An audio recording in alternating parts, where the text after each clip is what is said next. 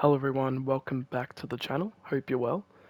In this video, I'm going to give my custom tactics for what I believe is the best possession Tiki Taka system.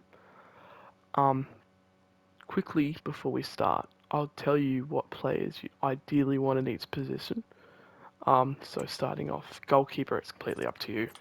Um, your right centre back and your left centre back, you ideally want to have very good passing and very good pace. So, Damien's a good example of this. Your middle centre back's pretty much up to you. And Victor Lindelof also has some alright pace and good passing. Uh, your wide midfielders, in this sense, Madison and Acuna, need to be box-to-box players. Acuna is a really good example of this, but James Madison, he doesn't get the job done on the defensive side, but attacking-wise, he gets the job done. And your two centre mids are your pivots, or holding midfielders, defensive midfielders. They don't attack, and they sit in that pivot spot, and they kind of are there just to link the attack and the defence together. You want these guys to be obviously really good defensively and have good passing stats. They actually don't need pace because they've got all these players around them that they sit in the holding role, that they don't ever have to cover for someone on the wing, so they shouldn't need pace, hence why I've got Roger, who does a fantastic job. And then obviously with your centre forwards, they can pretty much be whatever you want. You can either have a physical player or you can have a really agile player. It's up to you.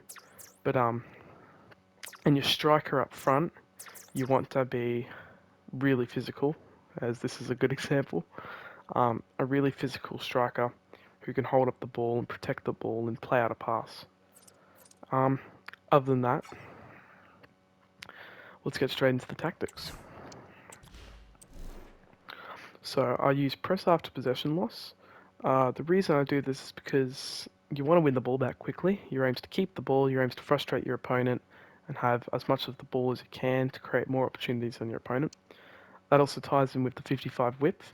You have 5 forwards, and most of the time if you're playing a back 4, you'll have the numerical advantage, even against a back 3, and if you're up against a back 5, you're in a one-on-one duel every time. The 55 width, sometimes you can up it to 60 if you want. You're going to cover the entire length of the field. All your players are going to be covering a player, hopefully, and it works really, really well in terms of setting up a line that's really hard to break. Depth, I have it on 80. I rate myself when it comes to stopping players who play a ball over the top. So a nice high line works for me, but there's no shame in putting it back on 71. That works as well. Uh, Offense, slow build-up possession, it has to be this. Come on, you got to do it. Width I do 70. The reason it's on 70 is because your two centre forwards operate in the half space. If you don't know what the half space is, it's the space between a fullback and a centre back.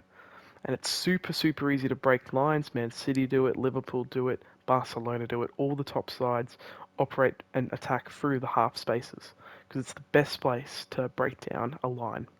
And that's where Callum Wilson and Andre Silva are. Players in box, I do 7. You can do 8, but remember, you got 5 forwards, so I like to keep 2 sort of back in case the 3 in the box don't get the job done. And corners and free kicks are up to you. Onto the tactics. It is a 3-4-2-1, by the way.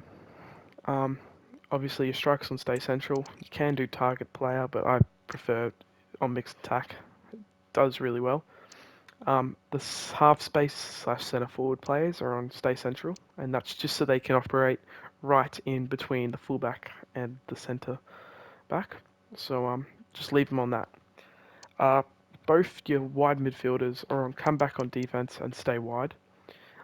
If you really want to press your opposition aggressively, you can keep them on basic defensive support, which will most likely just keep them forward pretty much the entire time.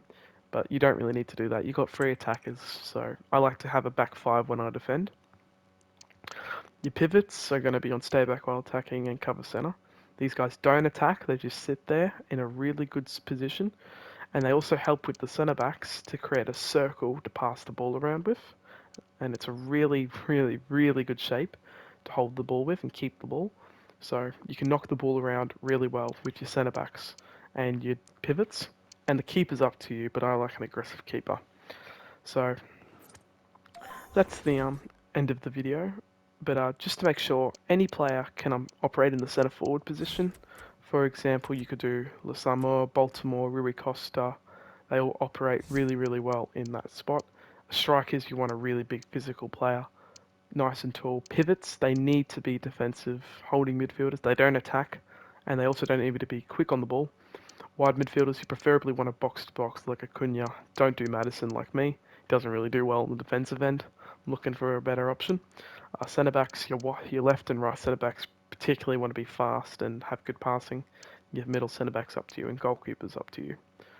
But again, like I said, the most important position in this team is the centre forwards, who will operate in between your striker and your right mid and break down the line almost every time.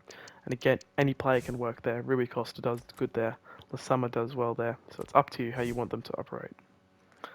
Other than that, I hope this helped you. It helps me. It's so smooth, it's so well structured, and it helps me get around 70%, 80% possession every game. Really, really good knocking the ball around, really attacking, but also really defensive. So I hope this video helped you out. See you next time.